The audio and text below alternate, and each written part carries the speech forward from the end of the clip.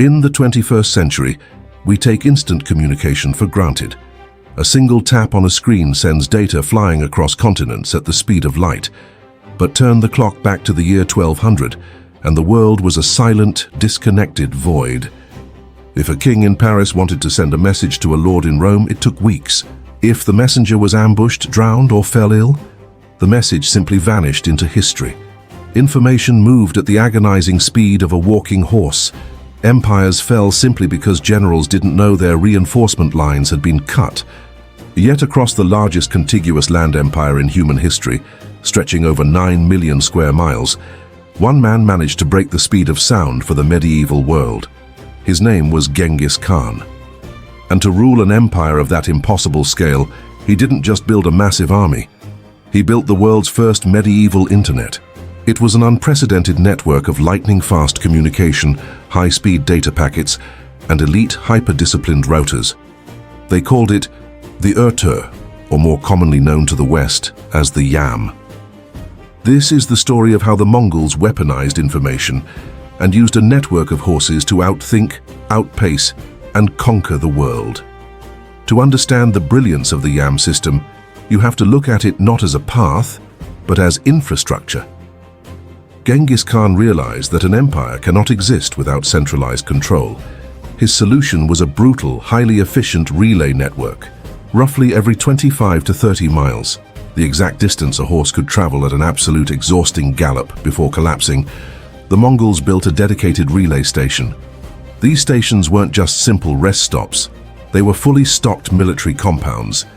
They housed up to 20 fresh elite horses at any given time, reserves of food, clean water, and heavily armed guards. Then came the routers of this network, the riders. These men were the elite of the elite. To endure the agonizing physical toll of riding at a continuous gallop for days on end, they tightly bound their chests and stomachs with fabric to keep their internal organs from bruising under the violent vibrations. Around their necks they wore a vital piece of technology, the paisa. This was a metal tablet, cast in bronze, silver, or gold, that acted as an official state passport and cryptographic key. It carried the seal of the great Khan himself. The inscription on it left no room for interpretation. By the strength of the eternal heaven, whosoever does not respect this shall be slain and die. If a rider flashed a gold paisa, it meant absolute authority. Whole villages were legally obligated to instantly drop what they were doing, surrender their best horses, provide food, and clear the roads.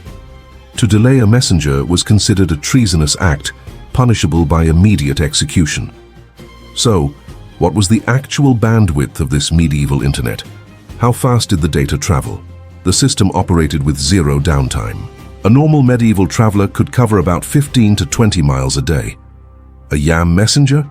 They regularly covered 120 to 150 miles in a single 24-hour period. If a message was marked as an absolute emergency, riders would ride through the pitch-black night, changing horses seamlessly. As a rider approached the next relay station, they would ring a series of bells attached to their saddle or horse's neck. The sound carried across the plains, warning the station ahead of their imminent arrival. By the time the exhausted rider skidded into the courtyard, a fresh horse was already saddled, fed, and waiting. The rider would leap from one mount to the other in a single fluid motion, grab a fresh supply of water, and vanish back into the horizon. The entire process took less than a minute.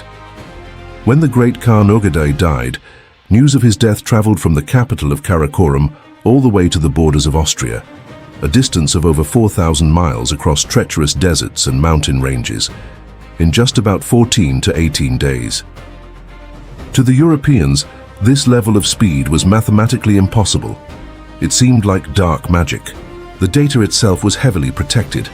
Messengers often didn't even know the contents of the letters they carried, which were written in a unique script created specifically for the empire. If a message was too sensitive to be written down, it was memorized by a sequence of different riders, each passing the verbal code like a human chain of data packets. But the Yam wasn't just used for administrative mail, it was the ultimate weapon of psychological and tactical warfare. In the 13th century, coordinating two separate armies, separated by hundreds of miles, was an absolute nightmare. Generals often fought completely blind.